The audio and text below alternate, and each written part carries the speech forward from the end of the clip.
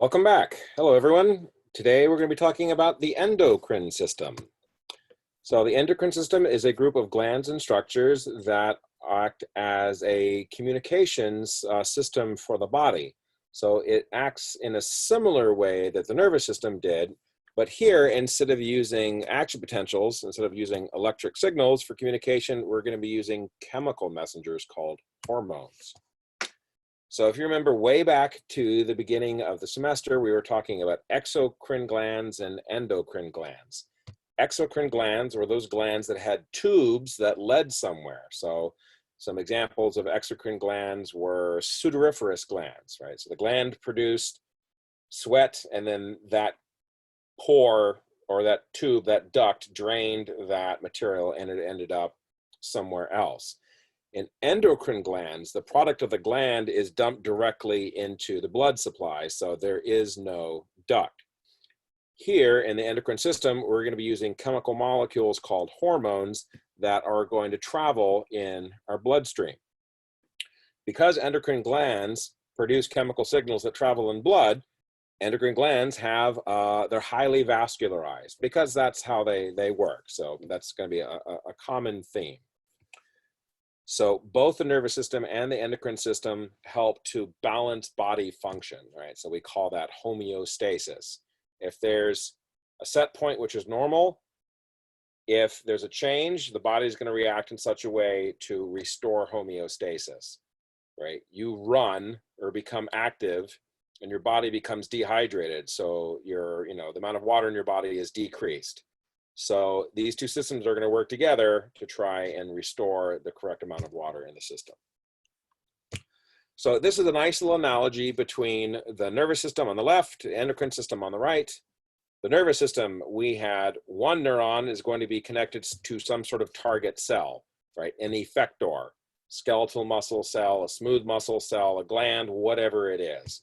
In this case, the neuron was activated, an action potential traveled in one direction down the axon, and we had a direct physical connection between the neuron and the target cells, right?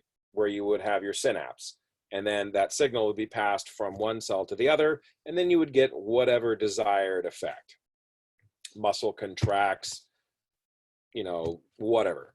Over here in the endocrine system, this time we're going to have endocrine glands that produce hormones. Those hormones are going to be secreted into the blood supply, and the blood supply is going to provide transportation to those hormones to the target cells.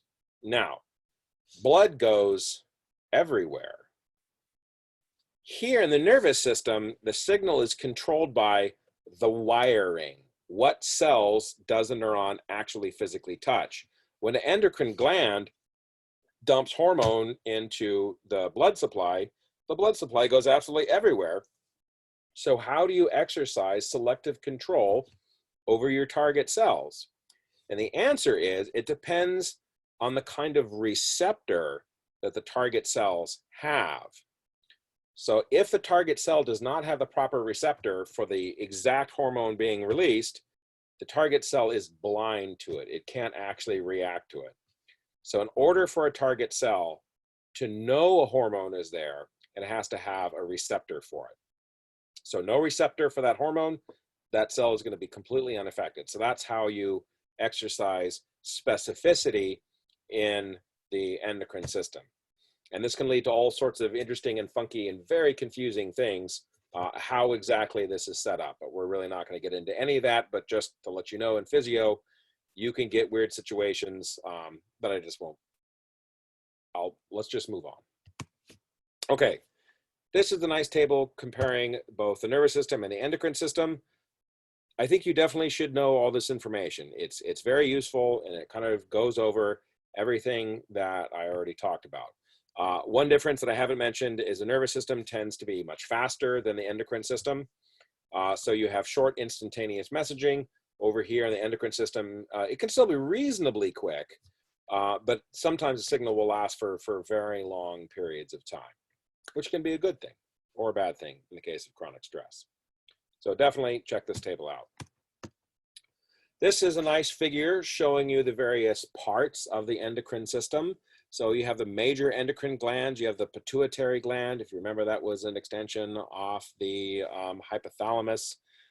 In fact, we're going to learn that there are two portions of pituitary gland. There's an anterior portion and there's a posterior portion, and they're actually made out of very different kinds of tissue. We have a pineal gland, so we talked about that in the brain. That helps regulate circadian rhythm through melatonin.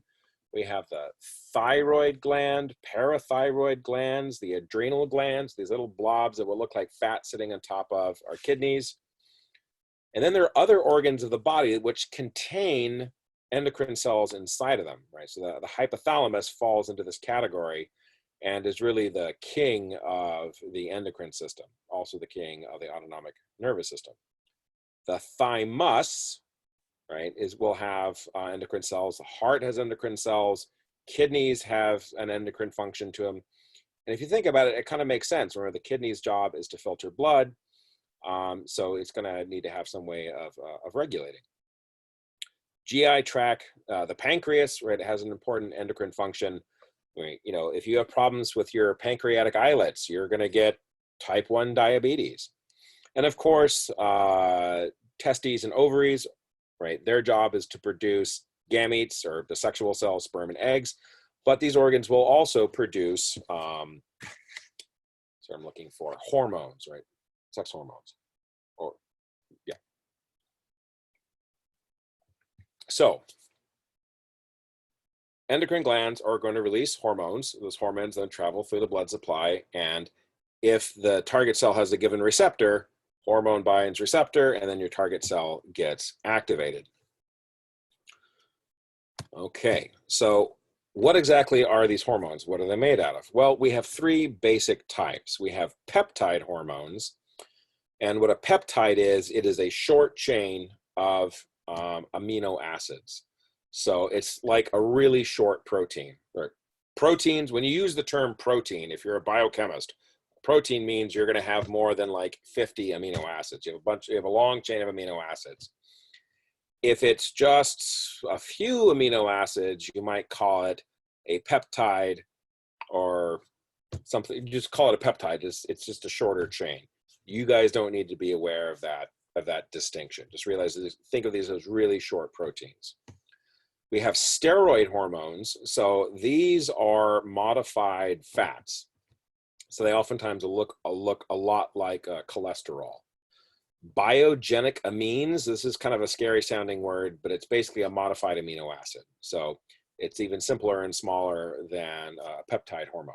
So all three of these are just organic molecules that serve as signaling molecules, so three classes of hormones.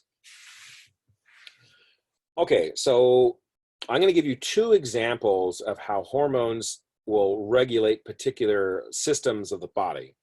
And usually, in order to maintain that homeostasis that we talked about, the body will use something called a negative feedback loop. Now, there are a few positive feedback loops, but they're much more rare, and I'll explain why that is. So this is our systems regulated by hormones tend to use feedbacks, negative and positive. So in a negative feedback loop, what happens is the stimulus, which causes the release of the hormone, right? So you have some stimulus, which causes the release of the hormone. That release of the hormone will tend to shut off the stimulus. So what is the result of stimulus? The stimulus being shut off. That's what it means, a negative feedback loop. So the more stimulation you have, the more the pathway is activated, the more the product of that pathway shuts off the stimulation. So when you knock something out of balance, it's gonna power itself to right itself. Once it's righted itself, it will stop. So a good example that maybe even be more clear than my general example is blood sugar. So you go several hours without a meal, blood sugar drops, you start to feel jittery and irritable, and you don't feel good.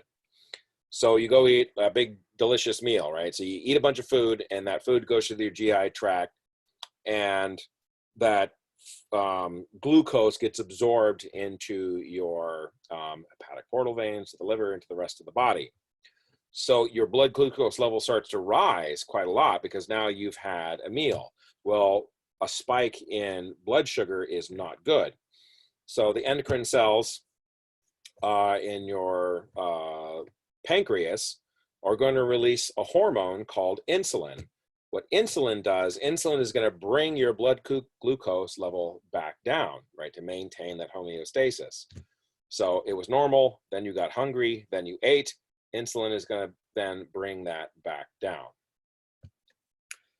Because your blood sugar has returned to normal, right, you're not going to trigger the release of more insulin, and then basically the system stops. The system rights itself. So let me go through that example here with the figure first. Negative feedback loop, right? You eat a meal, that it causes an increase in blood glucose levels that's detected by the cells, the endocrine cells of your pancreas. Certain endocrine cells of the pancreas secrete insulin. What insulin specifically does is it tells all the various cells of your body, import glucose, take glucose out of the blood, bring them inside the cell. Another place that responds very strongly to insulin is the liver.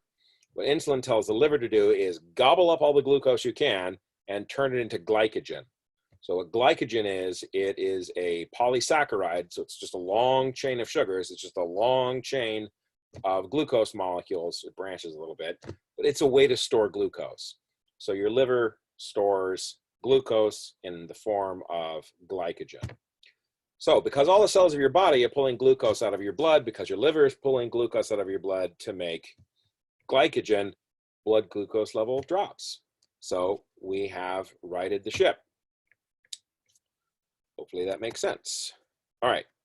In a positive feedback loop, the more stimulation you have, the more product you generate. The more product you generate, the more stimulus you generate. So what you get is a feed-forward design, is a feed-forward pathway. Is another way to describe this. You can also think of this as a snowball, right? You push a snowball off a hill, and as it rolls down, it picks up more snow and gets bigger, so it can now have a greater surface area to pick up even more snow, so it just gets bigger and bigger and bigger and bigger. Well, obviously, that you don't want this pathway to run away because that would be bad. So that's why this particular kind of pathway is fairly rare in the body, because it can kind of lead itself to losing control. So the example that the book gives us is lactation, right? So what you're going to get is you have a new mother, right, nursing the child physically, basically trying to get a meal, right, just physically suckling. That's going to release oxytocin, right? Oxytocin is going to stimulate milk production.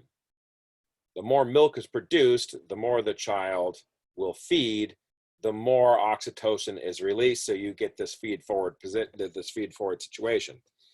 So going to the figure, right? Child nurses. This stimulates the release of oxytocin. Oxytocin is going to stimulate the mammary gland to make milk. The more milk produced, the more the child eats, and then the whole thing just goes forward, right? What stops this process? When the child stops nursing, right? So this process will continue going until such time as the child is satisfied, right? Child fills up, burp the kid, and then nursing stops, oxytocin release stops, lactation stops, at least in theory. So that would be an example of a feed forward or a positive feedback loop. So the more stimulation you get, the more product produced. The more product produced leads to more stimulation. Okay. So let's talk about the hypothalamus. The hypothalamus is the king of the endocrine system. Sitting just below the hypothalamus anatomically and in control is the pituitary gland. So what you're going to see throughout much of this system, the hypothalamus gland tells the pituitary gland what to do. The pituitary gland will then tell what other endocrine organs are to do, and those other endocrine organs then tell what the rest of the body is going to do. So you have this big hierarchy: hypothalamus, pituitary, other endocrine glands, the rest of the cells of the body. But who's at the very top? Hypothalamus. Right, so if you remember, the hypothalamus is at the lower part of the diencephalon and is connected to the pituitary gland via the infundibulum. So what the hypothalamus is going to do is release what are called regulatory hormones. These are hormones that go from the first level to the second level, from the hypothalamus to the pituitary. So in this case, regulatory hormones are going to be released from the anterior pituitary. There'll be a picture explaining how this works in a second. Hypothalamus will tell regulating hormones to be released from the anterior pituitary, while oxytocin and antidiuretic hormone are going to be produced inside the hypothalamus, but released from the posterior pituitary. So that's going to involve a little bridge between the hypothalamus and the posterior pituitary, and I'll have a picture of that towards the end of part 1. Also, the hypothalamus is going to control the activities of the adrenal medulla, not the adrenal cortex, but the adrenal medulla. So if some of that terminology is a little confusing about this sort of hierarchy, this figure is important, so definitely put some stars on that. What does the hypothalamus control and how does it control it? Well, first, hypothalamus produces regulatory hormones that stimulate or inhibit anterior pituitary hormones. Regulatory hormones will interact with the anterior pituitary. Anterior pituitary will then release secondary hormones based on the message from the hormones from the hypothalamus. The hypothalamus produces antidiuretic hormone and oxytocin, and that is physically pumped from the hypothalamus into the posterior pituitary, where those two hormones are released. So regulatory hormones and the ADH and oxytocin are two separate classifications of hormones that are affect or released from different parts of the pituitary.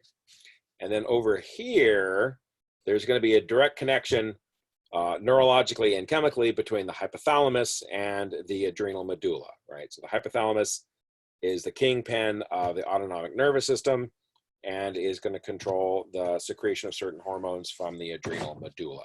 So if you're a little bit confused about how the hypothalamus has its fingers in so many parts of the system, spend some time on this slide.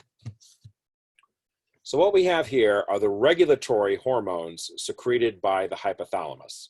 So remember, hypothalamus is at the top. It will secrete its own set of hormones to do things like affect the pituitary or affect the adrenal cortex of the medulla, the adrenal medulla. So we have two basic classifications. We have releasing hormones and we have inhibiting hormones. So generally, a releasing hormone will cause the release of some other hormone from the pituitary. So a releasing hormone released by the hypothalamus, read by the pituitary, that tells the pituitary to release some other hormone. Now, inhibiting hormones, those are released by the hypothalamus, go to the pituitary gland and tell the pituitary to stop secreting certain hormones. Now, in this class, do you need to know the exact details of the cortical releasing hormone, the gonadotropin releasing hormone, thyrotropin releasing hormone? No. However, you will need to memorize all the details of this for physiology. I don't go crazy on memorizing hormones. Lots of anatomy professors do because they just want to get you ready for the trauma of physio.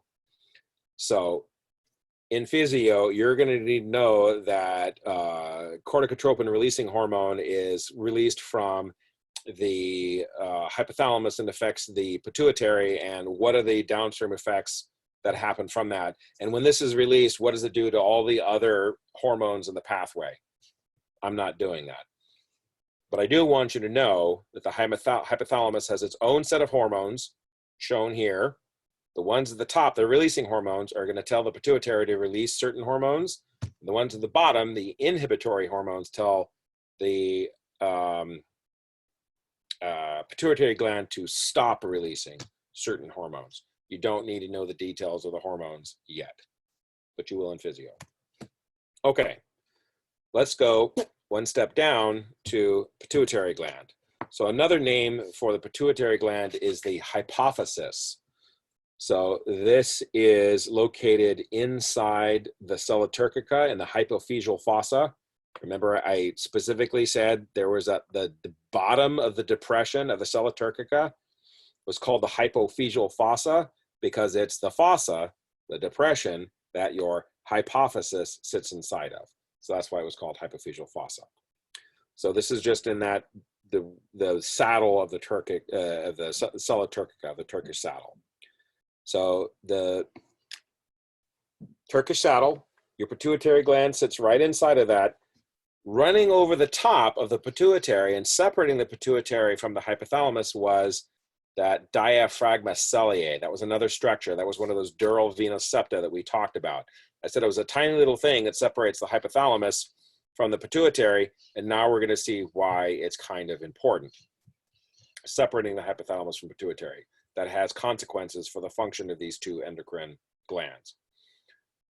Okay, connecting the two was the infundibulum. Pituitary has an anterior section, it has a posterior section. The anterior half of the pituitary is glandular tissue, which means you're going to see a lot of epithelial tissue. In the posterior pituitary, this is nervous tissue. So you're going to see a lot of nerves and nervous tissue. So here is our basic breakdown. Hypothalamus, optic chiasm, that's where the two optic nerves cross. Here we have the infundibulum. You can see hypothalamus is brain. Brain is made out of nervous tissue. This portion, right, the infundibular stalk, and the posterior pituitary is also called pars nervosa, right, nervous tissue. So this is derived from the fetal brain and is made out of nervous tissue. Posterior pituitary. Part here is infundibular stalk and pars nervosa.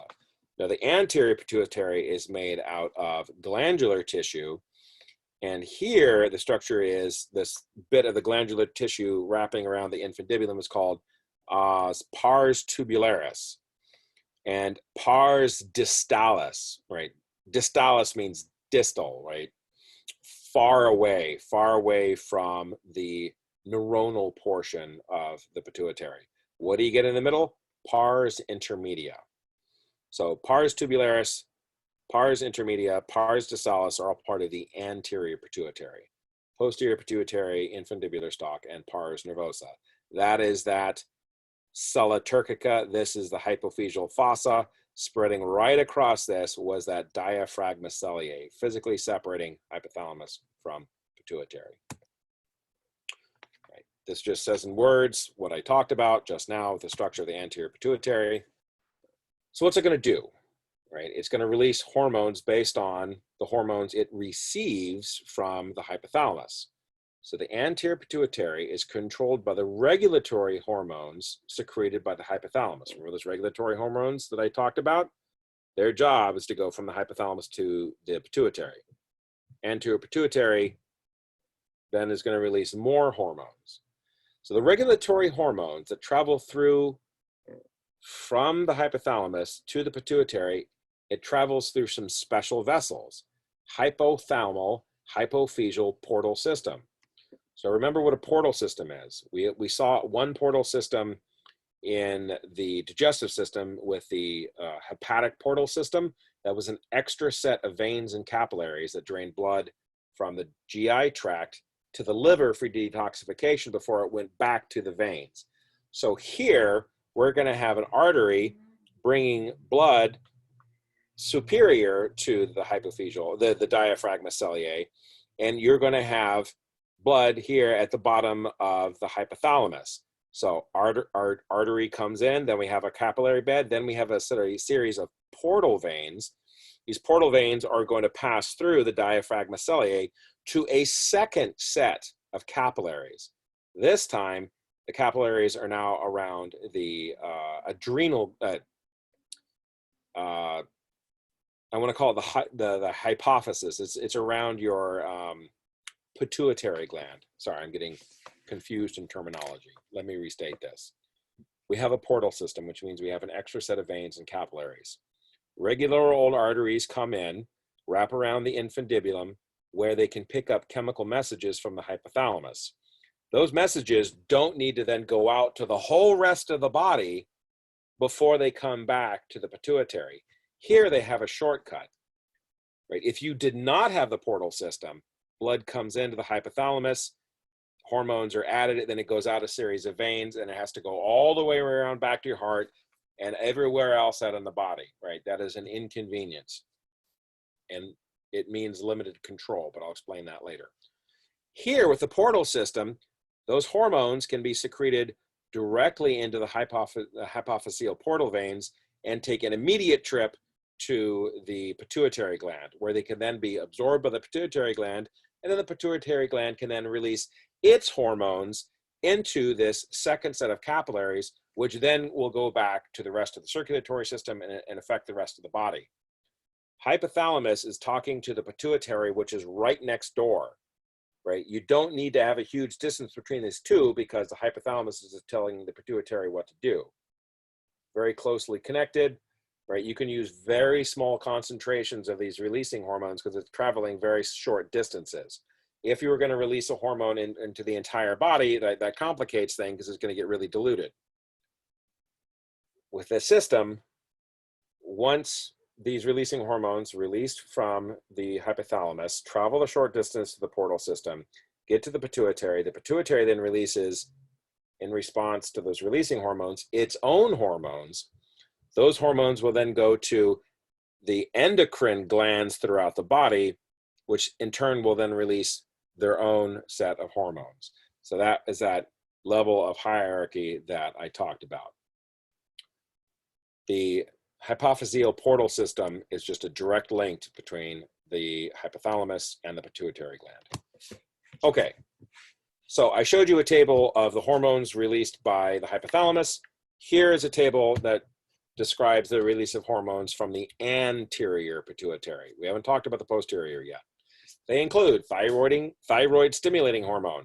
What do you think the thyroid stimulating hormone does? It's going to stimulate your thyroid. What's a thyroid gland? It's one of those endocrine glands that we talked about. So here we can see that structure that we talked about. Releasing hormones released from the hypothalamus go to the anterior pituitary. The anterior pituitary releases its hormones, which then go to the target organs. First one mentioned is thyroid. The thyroid will then release its thyroid stimulating hormone, is being stimulated by the pituitary. In response to the stimulation, the thyroid will release thyroid hormone. And then thyroid hormone is picked up by all the cells in the body. So we got lots of middlemen. Started by the hypothalamus. Then the message go to the anterior pituitary. Anterior pituitary tells the thyroid. Thyroid then tells the rest of the body. So I've repeated this like 5 times now. So that tells you kind of, this is the important takeaway from this lecture I want you to understand. Big picture, well, the way this process works. We're going to look specifically at the regulatory system for the thyroid hormone. That's the only system we're going to look at. When you get into physio, they might have you memorize half a dozen of them. I'm just going to show you one so you get an idea of what exactly is going on. Right, prolactin controls the release of milk, right? You can basically just read these other ones. Growth hormone, how much metabolism, how much growth your cells are going to do. Luteinizing hormone, follicle stimulating hormone. This is going to end up controlling release of hormones from your gonads, ovaries, testes. Now, melanocyte stimulating hormone, this is not a tropic hormone. So what a tropic hormone is, means it's going to go to some different gland first before going to the rest of your cells of your body. This one, this hormone, melanocyte stimulating hormone, released from the anterior pituitary, goes straight to the cells of your body. No middleman, no middle endocrine organ, no thyroid gland, no ovary or testes or anything like that. This is the hormone released by the anterior pituitary that's going to go straight to all the cells of your body. Okay, so if you want a little bit better understanding of what these hormones do, you can check this out. But again, I told you I'm not going to go into agonizing detail. This is a very useful figure. Put a bunch of stars across the top. Here you can see the hypothalamus, and you see an abbreviation of its releasing hormones. You see the abbreviation of their inhibiting hormones. So these hormones are going to promote or inhibit the release of hormones from the anterior pituitary. And then you can read these little factoids about what each of these do. I want you to have an understanding, right? Your thyroid hormone is going to help regulate metabolism, right? Prolactin is going to control lactation. Adrenocorticotropic hormones will help control the release of hormones from the adrenal cortex. That gets really complicated. Don't worry about the details. Growth hormone, right? How your cells are replicating. Follicle stimulating hormone, luteinizing hormone. This is going to control the activity of ovaries and testes.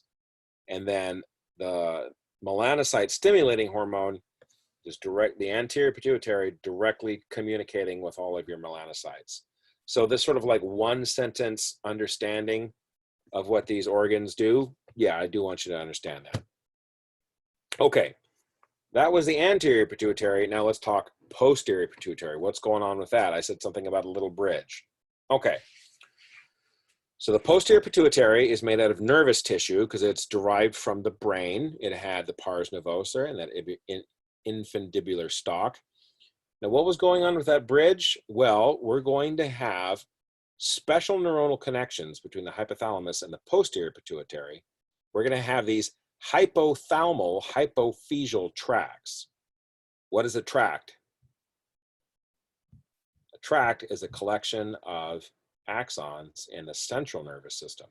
So let's go to the picture. So what we're going to see, you remember those nuclei, the cerebral nuclei? Well, we had nuclei in the hypothalamus. What was a nucleus? It was a collection of cell bodies that share a common function.